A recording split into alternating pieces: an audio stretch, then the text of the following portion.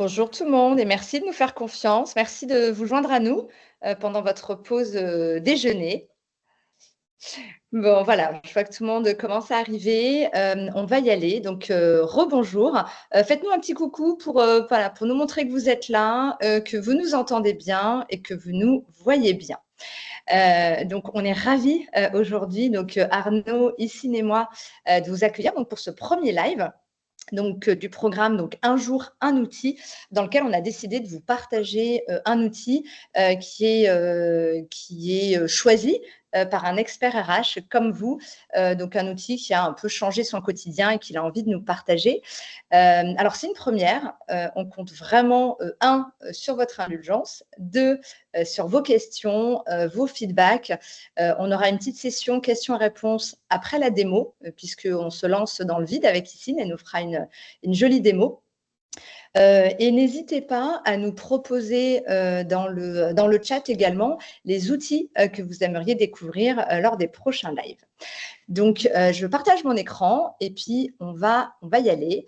Donc, aujourd'hui, c'est Issine qui va nous présenter Dust. Mais juste avant, je voudrais remercier très, très chaleureusement Kalaapa, l'équipe Kalaapa et Arnaud Potier-Rossi en particulier. Quand j'ai parlé du projet, Arnaud a été hyper enthousiaste. Il m'a dit « Go, on y va ». Donc, c'est mon partenaire sur ce programme. Kalaapa, c'est tout simplement une agence de communication et de transfo sur les sujets RH. Ils ont beaucoup travaillé sur la marque employeur, mais pas que.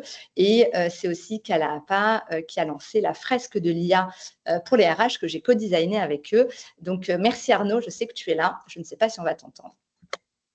Merci Lomna. Merci. Donc, Issine, est-ce que tu peux te présenter en 2 mots et nous dire ce que fait Symbol, s'il te plaît? Avec plaisir. Bonjour à tous. Je m'appelle Issine Matelas, je suis VP People chez Symbol. J'ai une quinzaine d'années d'expérience RH généraliste, principalement dans la tech, dont 8 ans passés à Londres. Et du coup, j'accompagne la croissance de Symbol tout en restant aligné avec nos piliers culturels et la mission de la boîte, qui est d'amplifier l'impact des professionnels de santé. Et donc, Symbol, c'est un éditeur de logiciels médical qui est présent en France, au UK et en Irlande. Et c'est une plateforme qui aujourd'hui qui accompagne plus de 12 000 professionnels de santé et qui permet de simplifier le parcours patient, d'aider les équipes à mieux travailler ensemble et d'automatiser vraiment toute la gestion des rendez-vous, de la facturation sans lourdeur administrative. Trop bien, trop bien. Est-ce que tu peux nous dire à quoi sert cet outil? Est-ce que vous voyez bien mon écran?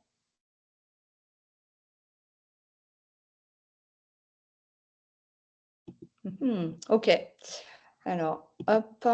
Non, je crois que vous voyez pas, vous n'avez pas vu mon écran. Là, c'est bon? Est-ce que mon écran est affiché? Oui, Ah, je le c'est vois bon. moi en tout cas. Ok, super, super. Donc, tu as décidé de nous parler de Dust aujourd'hui. Est-ce que tu peux nous dire à quoi ça sert et qu'est-ce que tu fais avec? Tout à fait. Dust, c'est une plateforme d'IA qui permet à chacun d'intégrer facilement l'IA dans son quotidien professionnel. Donc nous, c'est un outil chez Symbol qu'on a déployé pour toute la boîte. Et du coup, concrètement, ça permet de faire deux choses principales. Ça permet d'accéder à plusieurs modèles d'IA, plusieurs LLM. Donc, tu choisis, tu as GPT, Mistral, Claude, Gemini. Voilà, c'est comme si tu avais, des subscriptions à chacun de ces outils-là, sauf que c'est tout au même endroit. Et ça permet aussi de créer ses propres agents. Ces agents et ces assistants qui sont adaptés à nos métiers, à nos processus, qui permettent de faire voilà, tout ce qu'on connaît avec les agents et les assistants, automatiser les tâches, gagner en efficacité, etc. Alors, là-dessus, on s'était dit qu'effectivement, avant d'évoquer pourquoi vous avez choisi Dust, tu disais effectivement que ça vous permettait de faire des assistants et des agents. Est-ce que tu peux expliquer la différence entre les deux? Oui, tout à fait. Donc, dans Dust, la terminologie, c'est des agents. Mais si on prend un peu plus les terminologies grand public, les assistants, c'est ce qui permet en fait de faire des prompts qui sont préconfigurés. et qui sont un peu plus avancés. Au lieu de juste aller dans GPT et de poser une question, on prépare en avance, on enregistre et ensuite on a du coup des prompts préconfigurés qui peuvent être partagés et que ceux avec qui on a envie de les partager peuvent utiliser. OK. Et la partie agent? La partie agent, c'est ce qui permet de lier avec d'autres systèmes et de faire des actions dans ces systèmes-là. Donc là, c'est la partie un peu plus avancée. Ouais, alors on commence de plus en plus donc dans le monde de l'IA, on a beaucoup parlé des assistants. Maintenant, on parle beaucoup d'agents. On est au tout début de l'histoire. Effectivement, c'est un grand pas en avant qui est fait. Après, tout dépendra de l'utilisation qu'on fera de ces agents. Mais effectivement, la particularité, c'est qu'ils sont en capacité de prendre des décisions et de passer à l'étape d'après et de faire les actions, alors qu'un assistant nous explique ce qu'on doit faire, comment il faut le faire. Donc, il y a une vraie différence entre les deux. Si je reviens sur effectivement sur Dust, tu peux nous parler un petit peu de la genèse du projet, de pourquoi vous l'avez choisi, quelles sont ses fonctionnalités. Tu nous disais que c'était, vous pouviez effectivement le connecter avec d'autres solutions en interne. Donc voilà, tu peux nous en dire un peu plus? Oui, tout à fait. Pour nous, chez Semble, l'IA, c'est quelque chose qu'on a rapidement identifié comme un vrai levier. Pour nous, c'est un outil fondamental qui nous permet vraiment d'amplifier notre efficacité, notre impact. Et du coup, ce qu'on s'est dit assez rapidement, c'était qu'il fallait qu'on donne les clés à chacun pour pouvoir l'utiliser. Et du coup, ce projet, c'était trouver un outil qui nous permettait de manière sécurisée, évidemment, hein, parce que logiciel médical, on a de la donnée médicale dans la santé. Tous ces sujets de conformité RGPD sont très très importants et de confidentialité de manière générale, donc dans un environnement sécurisé. Et ce qu'on voulait aussi, c'est quelque chose qui soit assez simple, quelque chose qui s'intègre facilement avec nos outils et que chacun, sans avoir besoin d'avoir un profil très technique, puisse utiliser tous les jours. Alors, très bien. Tu nous disais que c'était connecté avec des outils chez vous. Tu peux nous en dire plus? Oui, en fait, Dust, quand on le déploie au sein d'une entreprise, on choisit avec quelle base de données ou quel outil on veut le connecter. Et donc après, ça, c'est des choix. Nous, par défaut, on a connecté Dust à notre intranet. Donc, quand on a fait le lancement de Dust en interne, il était connecté à notre intranet uniquement. Et ensuite, on a donné à chaque équipe la responsabilité de réfléchir à la manière dont ils voulaient connecter Dust avec d'autres outils en fonction des use cases. Et puis surtout, de vraiment réfléchir à quelle data ils voulaient accéder, parce que un des principes hein, de l'IA, c'est le garbage in, garbage out. Donc, si on connecte tout et qu'il y a accès à tout, et c'est pas ce qui aide à avoir les meilleurs résultats. Donc, on voulait vraiment s'assurer que chacun, en fait, qui soit le plus pertinent, qui soit le plus proche des outils en question, des données en question, fasse cette réflexion-là. Ok, top. Écoute, on a abordé la question suivante. Et là, si tu veux bien, je vais arrêter le partage et je vais te donner la main pour que tu puisses nous partager ton écran et nous montrer l'outil. Avec plaisir. Ok, vous devriez être en mesure de voir mon écran et de voir du coup la page d'accueil de Dust. Oui, c'est bon. Super. Alors juste avant qu'on commence, c'est une version de démo. C'est pas la vraie version qu'on a chez Samble pour des raisons à nouveau hein, de sécurité et de confidentialité des données. Mais du coup, ce que ça veut dire, c'est qu'il n'y a pas les connexions non plus. Donc voilà, je vous les expliquerai, il faudra les imaginer, mais vous verrez pas la manière dont c'est connecté avec le reste de nos systèmes. Alors, je vais essayer d'agrandir un peu. Voilà. Ouais, je sais pas si. Ouais, Ouais, là, c'est mieux. Super. Alors, et ben, du coup, donc, quand on arrive sur Dust, la page d'accueil, c'est voilà, ce que vous avez l'habitude de voir si vous utilisez par exemple un chat GPT ou autre. C'est que voilà, je peux poser ma question, je peux commencer à interagir avec les LLM. Et sur le côté, ce que j'ai également, c'est l'historique de mes discussions et puis la possibilité aussi d'aller du coup dans la partie agent. Euh, mais je vais commencer par vous montrer du coup les différents LLM avec lesquels vous pouvez discuter. Donc, bah, comme quand vous utilisez ChatGPT, hein, vous posez votre question. On se parlait hier, Lobna, des choses un peu plus techniques. Donc, par exemple, si je demande, peux-tu m'expliquer ce qu'est un RAG de manière très simple dans le contexte de Dust. Je vais demander ça à ChatGPT. Vous voyez, peu importe la manière dont j'écris, je fais des typos, je fais des fautes d'orthographe, ça n'empêche pas de comprendre ce que je veux. Voilà, et donc il commence à m'expliquer. Alors, qu'est-ce que c'est un RAG? Une méthode d'IA qui combine recherche d'informations et génération de texte, qui va aller chercher des infos à jour et s'en servir pour produire une réponse plus précise et fiable. Super, bah merci. On aura appris quelque chose ce matin. Parfait, donc voilà, ça c'est la fonctionnalité de base.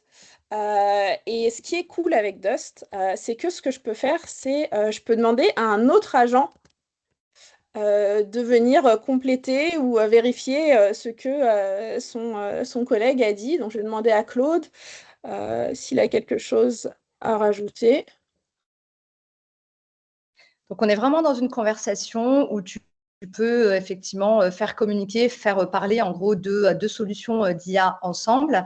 Tu as une préférence, toi, pour l'une d'entre elles ou tu fais les choses de façon très indépendante? Ouais, moi je suis pas une experte, hein, mais ce que je fais de manière générale, c'est sur tout ce qui est texte, création, les choses un peu voilà, marketing, choses comme ça, j'utilise GPT et les choses plus techniques, j'utilise Claude. Mais après, il y a sûrement des experts qui auront des meilleures recommandations que L'idée, moi. c'était que non, ce qui était, c'était ton utilisation à toi. Ouais. Là, ce qui est intéressant, c'est de se dire que là, on parle d'une définition, donc pas la peine de comparer avec 3-4 solutions d'IA, mais quand vous êtes sur des projets plus complexes, avec de la technicité, avec potentiellement du juridique, où il faut aller coupler les sources, etc., effectivement, ça peut être hyper intéressant d'avoir cette possibilité déjà d'utiliser une IA sécurisée en interne, mais aussi de pouvoir aller plugger d'autres choses. Ouais. Donc ça, c'est top. Donc ça, c'est l'utilisation de base qui est à la disposition de tous les collaborateurs. C'est ça? Tout à fait. Et ce qu'il y a également, là on ne le verra pas dans la version démo parce que c'est pas notre vraie version, mais c'est que ça permet aussi là de connecter avec bah, nos bases de données de l'entreprise. Donc là j'ai posé une question générique, mais maintenant ce que je pourrais faire c'est venir ici là, sélectionner par exemple la page sur mon intranet qui explique bah, comment on voit l'IA chez Samble et du coup lui demander de compléter ou de lui demander s'il y a du contexte particulier à prendre en considération. Ok. Je fais juste une micro-pause. Si vous avez des questions, on va avoir un petit moment pour les questions-réponses. Donc, n'hésitez pas à les mettre dans le chat. On les prendra juste après la démo que nous propose Issine. Vas-y, tu peux continuer, s'il te plaît. Super. Voilà, donc ça c'est la fonctionnalité de base. Et ensuite, la deuxième chose qu'on fait avec Dust, hein, quand on est comme moi, quand on n'est pas un techos et qu'on n'est pas un expert, c'est qu'on commence à créer des agents et donc des assistants. Et du coup, j'en ai deux à vous présenter. C'est donc les use cases. Il y en a un qui est pour une utilisation personnelle et un qui est quelque chose qu'on a déployé pour les salariés de Samble. Voilà. Donc, je vais vous les montrer ces deux-là. Donc, celui qui a été déployé pour la boîte, on va remonter, c'est Feedback Coach. Donc ça, c'est un agent sur lequel j'ai bossé. Et l'idée, en fait, c'était d'avoir un assistant que nos salariés peuvent consulter pour avoir de l'aide, des conseils et un peu de support quand ils se préparent soit à délivrer du feedback ou soit s'ils ont besoin d'aide pour processer du feedback qu'ils ont reçu, par exemple. Et ça, l'idée, c'était que ça puisse vraiment venir en complément des initiatives qu'on a chez Semble autour du feedback, de la communication, tout ce qui est lié aux piliers de notre culture et à la manière dont on veut nous faire les choses en interne. Et en même temps, voilà, pouvoir les aider à professionnaliser un petit peu leur approche et s'assurer qu'en fait, si j'avais une discussion avec un salarié qui, par exemple, a besoin de donner du feedback à quelqu'un, me demande des conseils, en fait, tout ce que je vais leur dire habituellement, les questions que je vais leur poser pour les faire réfléchir, les frameworks que je vais leur proposer d'utiliser, en fait, je donne tout ça à mon agent et ensuite, il est en mesure de le faire à ma place. Donc ça, c'est un choix que vous avez fait effectivement de travailler sur un assistant qui aide les managers à faire du feedback. Donc on est d'accord que dans le prompt, il y a toutes les définitions, il y a ce qu'ils doivent faire, pas faire, etc. Mais vous avez aussi pu connecter effectivement cet assistant avec votre intranet dans lequel il y a toute votre culture deck et notamment la partie qui concerne comment faire du feedback chez Symbol, sachant qu'on ne fait pas du feedback partout de la même façon, c'est imprégné de votre culture, de vos valeurs, donc c'est vraiment hyper adapté.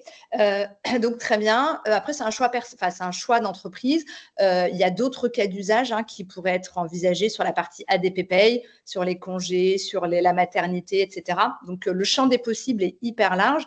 Et effectivement, c'est l'un des premiers cas d'usage RH, cette capacité qu'ont nos collaborateurs à interagir avec une IA pour aller plus vite et puis pour libérer aussi du temps à l'équipe RH pour des choses avec plus de stratégie ou avec plus de valeur, entre guillemets. OK, donc ça, c'est le premier cas d'usage.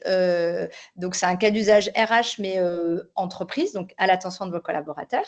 Et donc, tu voulais nous en partager un deuxième, je crois. Ouais, mais avant ça, je vais peut-être juste vous montrer rapidement à quoi ça ressemble le prompt, si jamais il y en a qui en ont jamais créé ou qui en ont jamais vu. Voilà, donc ça c'est mon prompt, c'est les instructions que j'ai données, que j'ai écrites et que j'ai données à mon assistant. Donc voilà, je lui explique qui il est, quelle posture il doit avoir. J'explique pour moi les principes importants du coup sur la manière dont il doit donner des conseils et amener les gens à réfléchir à la manière dont ils font leur feedback. Ensuite, je lui explique la manière dont je veux qu'il approche la situation.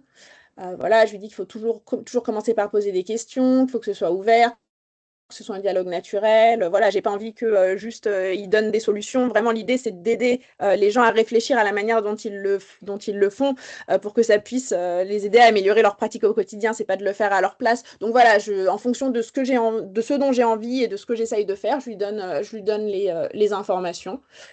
Et puis surtout, ce qui est important aussi, c'est que je lui dis ce qu'il ne doit pas faire. Et donc, par exemple, je lui dis que s'il y a des sujets qui sont sensibles, c'est pas à lui de traiter ces sujets-là. S'il y a des choses qui sont du domaine du legal advice, c'est pas son boulot non plus. Et en fait, il faut juste qu'il me renvoie les gens s'il y a besoin. Voilà. Et ensuite, ce que j'ai fait aussi, c'est que je lui ai donné quelques points de référence.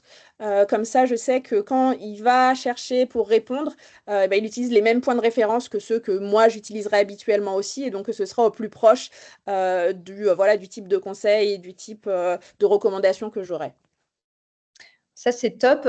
Et merci effectivement d'avoir partagé les instructions parce que c'est hyper éclairant. Déjà, ça permet au manager de se poser les bonnes questions, d'analyser mieux la situation. Et effectivement, tu as mis une limite et ça, c'est hyper intelligent de dire il y a quand même des cas où il faut qu'on s'en parle parce qu'il y a un enjeu derrière ou que c'est suffisamment touchy pour que ça remonte à l'équipe. Donc, super. Donc, c'est vrai que d'un point de vue gain de temps, c'est hyper précieux, sachant que certains vont dire oui, mais c'est peut-être un peu dommage parce que du coup, c'est un peu notre job de faire ça. Dites-vous qu'il y a 3/4 des managers qui ne viennent pas vous voir pour faire du feedback et qui font du feedback catastrophique avec des conséquences qu'on gère après. Donc, moi, je suis hyper enthousiaste de ces initiatives. Ouais, et puis moi, sur ce point-là, la manière dont je le vois, c'est que ça permet en effet de couvrir les gens qui ne viendraient pas te voir. ça permet aussi de diffuser les situations au moment où ça arrive. Quand il y a quelqu'un qui est bien fâché, toi, tu es en réunion, tu n'es pas dispo, et ben, au moins ça, voilà, c'est 24/24, 7 sur 7, ça permet de le faire également. Et puis, je pense que ça permet aussi aux gens de passer un peu plus de temps, de poser des fois des questions qu'ils n'auraient pas forcément osé poser. Donc voilà, moi, évidemment, hein, ça ne remplace pas la disponibilité et le support que je peux apporter sur ces sujets, mais pour moi, c'est vraiment que du plus. Et puis, tu ne peux pas être partout en même temps. Donc, pour moi, c'est un no-brainer. Il n'y a pas de sujet. Trop bien. Moi, j'aurais adoré avoir ça quand j'étais en poste. J'aurais adoré. Ok, on va continuer. N'hésitez pas si vous avez, on est vraiment preneur, on va avoir un petit peu de temps pour les questions-réponses. On sera curieux d'avoir vos feedbacks dans le chat, les outils que vous avez envie de découvrir. Si vous avez envie de présenter un outil, le micro est ouvert. Donc voilà, à vous de jouer. Issine, tu peux continuer si tu veux bien. Super. Et du coup, donc voilà, ça c'était un exemple d'un assistant qui a été déployé pour les collaborateurs. Et ensuite, je voulais vous en montrer un que j'ai créé pour moi-même.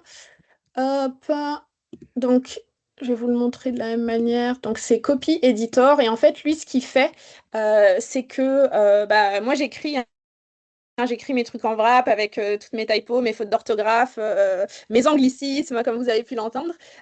Et Tu as été hyper vigilante sur les anglicismes, mais j'allais te dire bravo. j'essaye. Et du coup, ce que fait Copy Editor, c'est que il prend mon texte, brut, avec toutes mes fautes d'orthographe, tous mes anglicismes, etc. Et du coup, il me le nettoie et il me le remet en forme. Moi,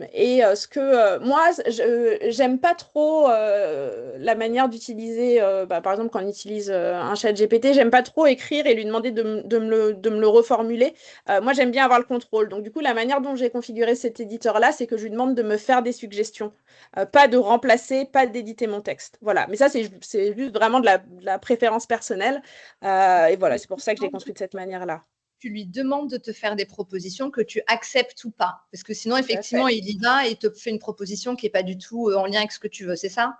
Ouais, c'est ça. Mais je vais te montrer comment ce que j'ai mis dans les instructions. Yes. Voilà, donc les trucs de base, hein, je lui dis on corrige l'orthographe, la grammaire, on change pas le contexte, on change pas le message initial. Je lui donne du contexte hein, pour qu'il me comprenne, qu'il sache un petit peu qui je suis et qui est Samble. Et je lui explique un peu mon style de communication. Voilà, moi je veux que ce soit direct, je veux que ce soit précis et je veux pas que ce soit super formel. Donc comme ça, il a toutes les bases, il a tout ce qu'il faut. Et ensuite, donc, ce que je lui demande, c'est la première partie correction, c'est des choses qu'il peut corriger de lui-même, il n'a pas besoin de me demander. Donc voilà, tout ce qui est les fautes d'orthographe, la ponctuation, la grammaire, ça, il peut le faire, j'ai pas besoin de le revérifier. Je te fais confiance, GPT, pour faire ça pour moi. Mais par contre, je veux voir ce que tu as fait. Donc je lui dis de m'envoyer un petit sommaire des changements qui ont été effectués. Mais ensuite, quand on arrive sur les choses qui sont un peu plus importantes, je lui demande de me faire des suggestions sur la manière dont on pourrait améliorer le flow du texte, la tonalité, le style. Voilà, ça, je lui demande de me faire des suggestions, pas de l'éditer directement dans mon texte. Et ensuite, le dernier truc que je lui dis, c'est ce que j'aimerais que tu fasses, c'est dans tout ce que j'écris, dans tout ce que je dis, hein, voilà, je suis la DRH de la boîte. Si tu vois une opportunité de le lier à notre mission, de le lier à nos drivers, à notre culture, voilà, suggère-le-moi également. Si j'y ai pas pensé, si je ne l'ai pas fait moi-même, je veux bien que tu fasses le check à chaque fois. Donc Trop voilà, bien. ça c'est mon prompt. Trop bien. On va juste arrêter là sur la démo. Il nous reste 5 minutes. Si tu veux bien, je crois qu'on a 2 questions. Je vais laisser Arnaud les lire puisque moi, je n'ai pas accès aux questions. Je suis désolée. On fait du test and learn, hein, donc je n'ai pas accès à tout. Il y a une question de Célia Jauré. Est-ce qu'on peut lier Dust avec des sites spécialisés selon notre cœur d'activité? Par exemple, peut-on les connecter avec Édition législative, NAFIS, RF Social, etc. pour qu'il aille rechercher en fait des réponses et les comparer pour accélérer nos recherches. Oui, alors quand tu crées un agent sur Dust, tu lui donnes des capacités et tu peux lui donner la capacité de chercher sur Internet. Donc oui, tu peux faire ça et tu peux lui spécifier ensuite dans tes instructions les sites ou les pages particulières que tu veux qu'il utilise. Le seul truc auquel je pense avec tes questions, c'est s'il y a des sites avec des mots de passe, ce genre de choses, c'est peut-être un peu plus complexe, mais il faut voir avec Dust, ils ont peut-être un moyen de faire ces choses-là. Peut-être avec les agents, puisque les agents, effectivement, si tu leur donnes tes passwords, enfin tes mots de passe, etc., potentiellement, ils peuvent y aller. Donc, potentiellement sur les sites gratuits et accessibles. En revanche, sur les sites payants qui nécessitent effectivement des accès, c'est là qu'il faudrait peut-être creuser un petit peu. C'est ça? Ouais. Trop bien. Et ça fait le lien avec la deuxième question de Béatrice. J'imagine que l'utilisation de Dust nécessite d'avoir des accès payants à l'ensemble des outils IA qu'on veut faire communiquer. Et existe-t-il des accès entreprises disponibles pour l'ensemble des collaborateurs? Alors, si j'ai bien compris la question, les outils IA, c'est les LLM, hein, c'est les ChatGPT, Oui, les Mistral, etc. Non, en fait, c'est tout l'intérêt de Dust. C'est que voilà, le pricing, je ne saurais pas vous dire, mais vous payez votre subscription sur Dust et vous n'avez pas justement à payer une pour GPT, une pour Mistral. Ça fait tout partie, c'est tout disponible au sein de la souscription de Dust. Ok, donc c'est un pack tout en un, quoi. Mm. Ok. Est-ce qu'il y a d'autres questions dans le chat? non, mais moi j'en avais une à poser à Yacine. Est-ce que du coup, tu as montré qu'ils pouvaient s'interconnecter à nos bases de données. Est-ce que du coup, vous entraînez les modèles sur vos bases de données ou c'est juste une base de données documentaire, c'est-à-dire qui va chercher l'information, ou vous faites du fine-tuning pour les faire travailler sur vos bases de données?